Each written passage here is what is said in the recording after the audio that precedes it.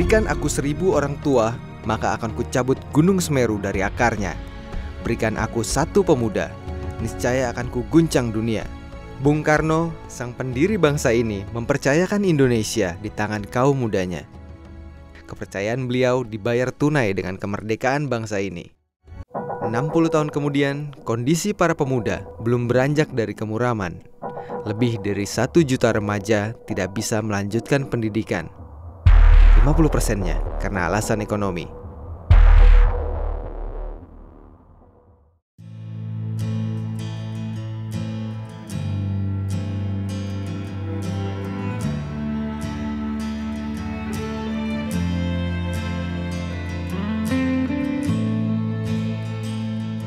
Masita adalah salah satu dari remaja kurang beruntung tersebut.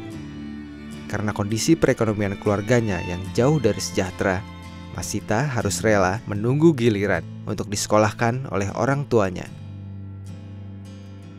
Waktu itu kakakku yang pertama sekolahnya di Semada yang di Papa, sedangkan kakakku yang kedua sekolahnya di SMP 1 Marbo yang di Mangadu. Itu kan juga memerlukan biaya mulai dari buku, sewa mobil dan lain-lainnya. Bagaimana caranya bisa menyekolahkan, sedangkan saya punya kakak 2 yang sekolah jauh dari saya dan membutuhkan uang yang cukup banyak lah untuk sekolah.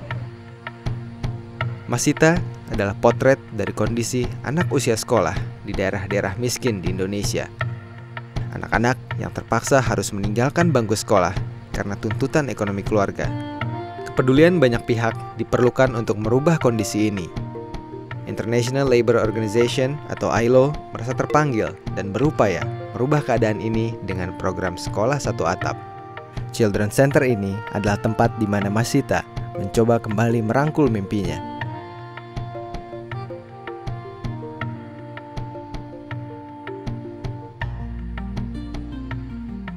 Alhamdulillah ada juga ILO yang di sisi yang membangun seperti kegiatan-kegiatan yang membuat kesenangan lah. Ya di situ kita bisa berpikir bahwasanya ya karena masih ada kesempatan, mungkin ya sekarang alhamdulillah saya bisa sekolah di SMK dan bisa sebanding lah seperti teman-teman yang lain.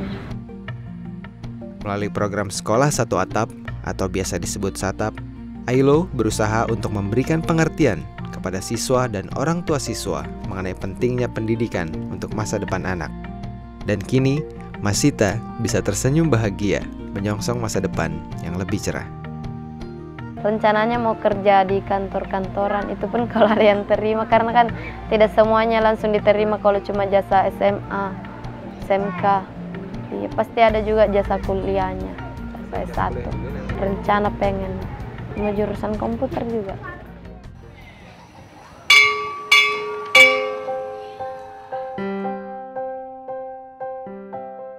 Proyek ILO East bekerja sama dengan Kementerian Pendidikan Nasional mendukung program sekolah 1 atap. Program ini diselenggarakan di 6 provinsi di Indonesia, yaitu Papua, Papua Barat, Nusa Tenggara Timur, Maluku, Sulawesi Selatan, dan Nanggro Aceh Darussalam.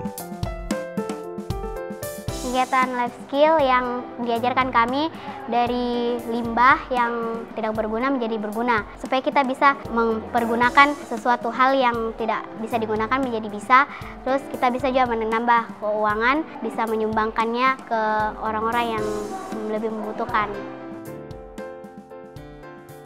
Hal yang diutarakan Dian tadi adalah sebagian kecil dari program life skill untuk siswa-siswi sekolah menengah pertama.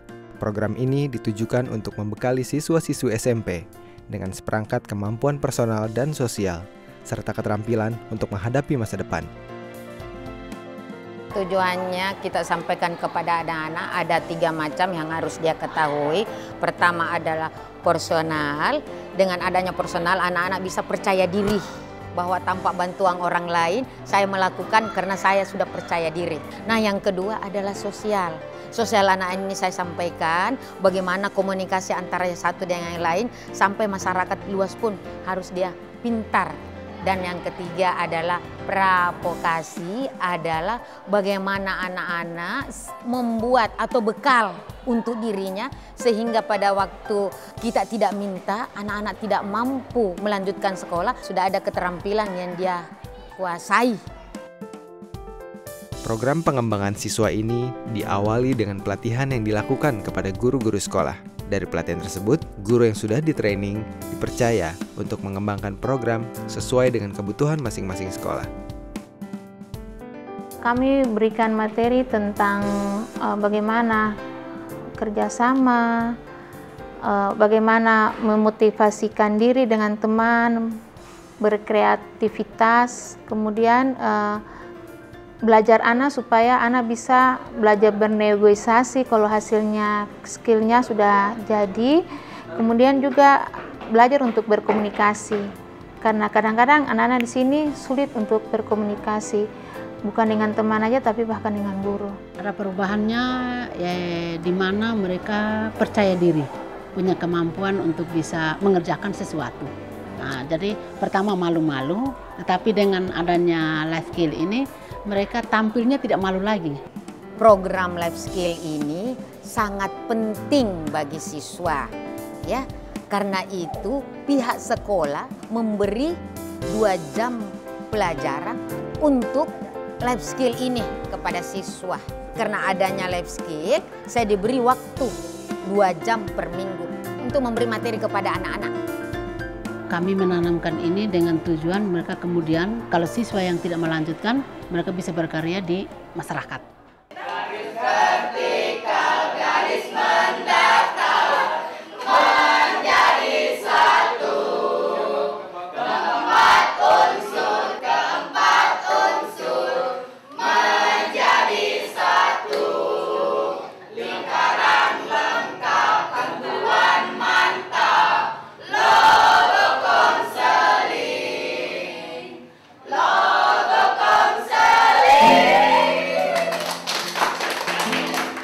Belajar BK sih, kita nggak tahu apa-apa ya tentang pendidikan, tentang nanti kita besarnya mau bikin apa, belum tahu. Tapi kalau sekarang udah belajar BK sih, kita udah tahu pendidikan apa yang kita harus ikuti besok-besok, kita udah tahu.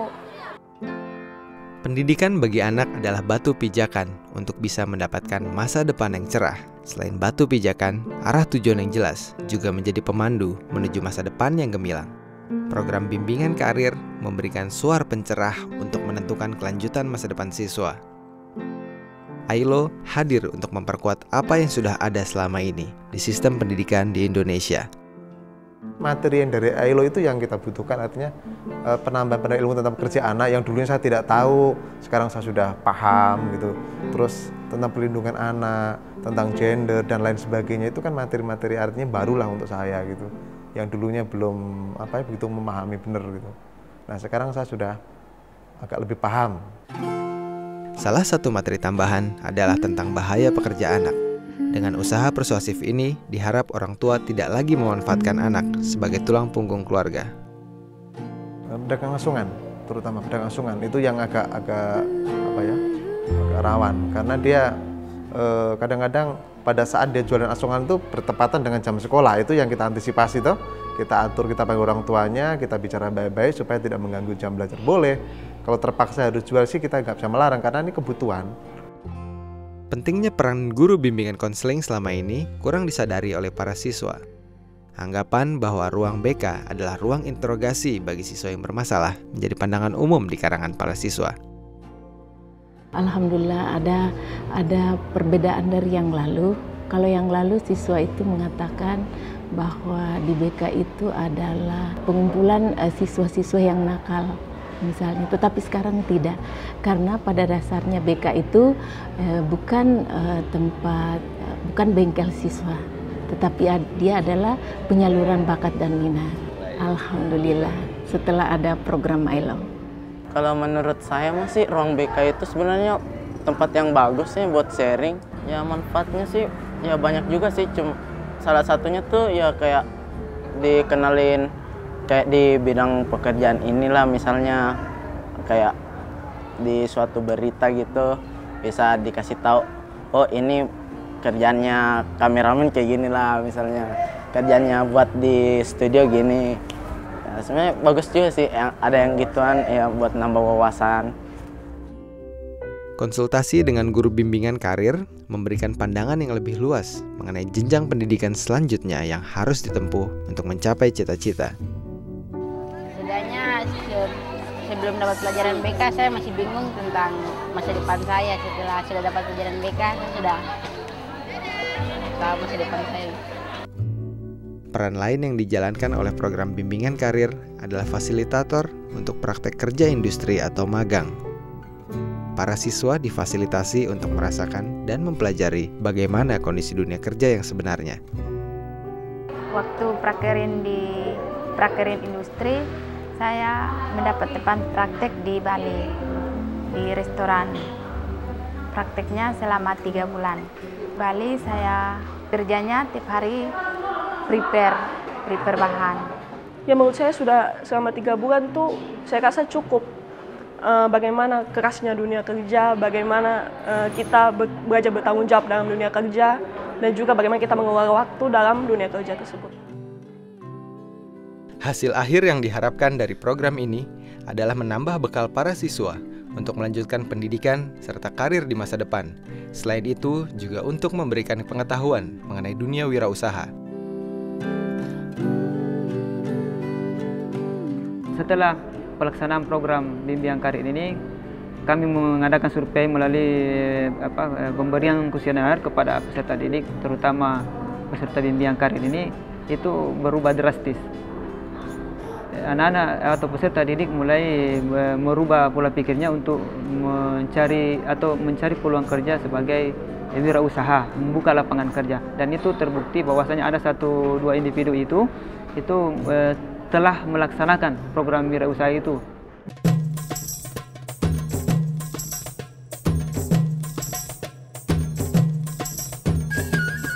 Setelah menyelesaikan pendidikan tingkat atas, para siswa dapat melakukan wirausaha. Pilihan ini tentunya diambil setelah mendapat bekal yang cukup di bangku sekolah. Dari kelas 10, belajar tentang mengelola usaha, terus sama mengenai jasa biro, pembukuan, pemasaran, sama peluang usaha. Pelajaran kewirausahaan sudah menjadi kurikulum wajib untuk sekolah menengah kejuruan. Kehadiran AILO dimaksudkan untuk memperkuat apa yang selama ini sudah dilakukan pemerintah melalui Kementerian Pendidikan Nasional.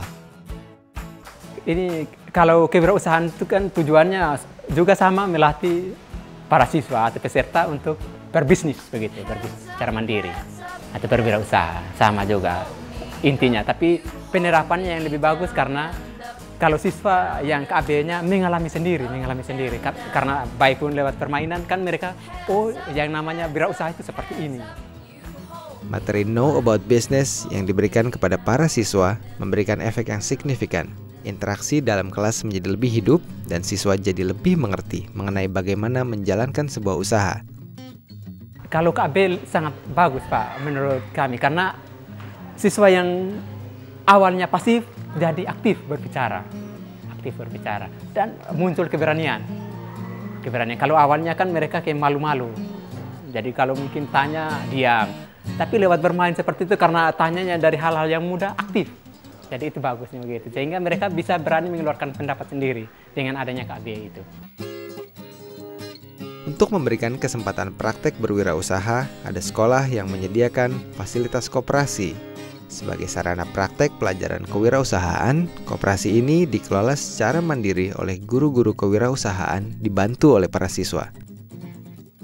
Jadi selain kami pembelajaran di kelas, kami juga guru-guru wirausaha ini berpikir selama ini kami ini guru wirausaha tapi belum pernah melakukan usaha.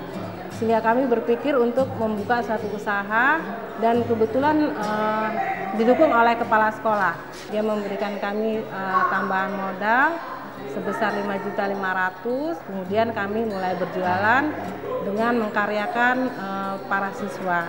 Mereka bergantian setiap jam pelajaran. Jadi ketika jam pertama ada pelajaran kewirausahaan, pertama kedua siswa yang bertugas yang belajar wirausaha dikeluarkan 1 atau 2 orang untuk bertugas di koperasi. Kalau menurut saya sih bagus, karena bekerja sama dengan ILO langsung itu bagus, karena ini untuk mengembangkan pemikiran kita untuk bagaimana sih caranya suatu saat mungkin bisa menjadi kewirausahaan.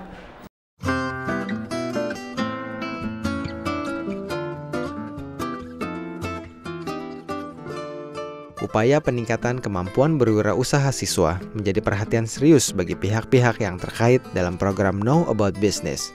Di SMK YPPK Asisi Sentani, Papua, para siswa dibina untuk terjun langsung membuka usaha di luar sekolah. Siswa-siswi sekolah ini menjalankan usaha berjualan jagung bakar dan jagung rebus di luar sekolah. Usaha ini menjadi ajang praktek bagi para siswa yang sudah mendapatkan materi tentang bagaimana mengelola usaha. Awalnya idenya dari mereka sendiri. Jadi Bu, masa cuma cerita terus kita cuma jualan di sekolah, yang beli teman-teman kita sendiri. Bagaimana kalau kita jualan, kita mencoba jualan di luar. Biasanya jualan roti bakar, pisang bakar sama jagung bakar. Kita biasanya praktek per kelas. Jadi ada pergantian begitu. Kalau minggu ini kelasnya kami, nanti minggu depannya kelasnya lain-lain.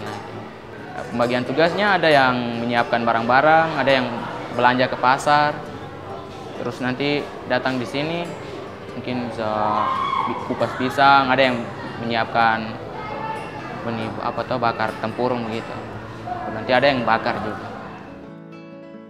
Usaha-usaha yang sudah dilakukan untuk menambah wawasan para siswa mengenai kewirausahaan sudah mulai menunjukkan hasil yang cukup menggembirakan. Para siswa sudah mulai melihat wirausaha sebagai salah satu jalan yang bisa dijadikan pilihan selepas menyelesaikan pendidikan. Rencananya mau buka salon, karena dari sekolahnya sudah menuju ke sekolah kejuruan, kan lihat dari situasi keadaan bisa. Kalau untuk saya setelah lulus SMA rencananya mau kuliah, tapi saya berpikir bahwa saya ingin mencari uang sendiri untuk membiayai kuliah saya. Jadi rencana saya akan membuka usaha catering dan souvenir khas Papua. Karena kebetulan saya tidak ada cita-cita jadi seorang pegawai, inginnya buka usaha sendiri. Kerjasama kami dengan ILO selama ini saya rasa sangat membantu, karena ada beberapa kegiatan yang selama ini kami belum sempat untuk melakukan dengan baik, dan itu sudah dibantu oleh ILO, seperti bimbingan kepada guru konseling dan juga kegiatan pembinaan entrepreneurship kepada sekolah maupun juga di luar sekolah. Kami merasakan kegiatan-kegiatan ini sangat baik dan cukup membantu. Jadi dengan mencegah mereka bekerja secara dini dan kembali ke pendidikan, ini cara yang efektif kita lakukan bersama dengan ILO. Perubahan sudah mulai terlihat. Upaya-upaya yang dilakukan sudah mulai menuai hasil. Kaum muda Indonesia sudah mulai bergerak untuk menyongsong masa depan yang lebih baik. Mereka tidak dapat berjalan sendiri. Kita semua memiliki tanggung jawab yang sama untuk membantu mereka. Tentunya kita mau program ini berlanjut terus ya. Maksudnya berlanjut terus. Nanti setelah itu ya, dengan kita sudah dilatih seperti ini, sudah melihat kerjanya ternyata seperti ini, kerjasama kita ternyata seperti ini, ya kita suatu saat kita katanya harus mandiri. Kalau saya komitmen untuk berlanjut terus. Jadi karena sebelum ILO datang saya juga sudah punya komitmen kegiatan keterampilan. Maka datangnya ILO, saya lebih lagi bersyukur. Dan dengan adanya ILO, walaupun berakhir, tetapi komitmen dari SMP Bina Karya bahwa tetap berlanjut. Kami punya tanggung jawab untuk memberikan dukungan terhadap anak-anak kecil, generasi muda saat ini. Dan dalam tanggung jawab seperti itu kita harus berikan yang terbaik untuk mengalih estafetkan teknologi dan juga semua komitmen untuk pembangunan Papua dan Indonesia untuk waktu-waktu yang akan datang.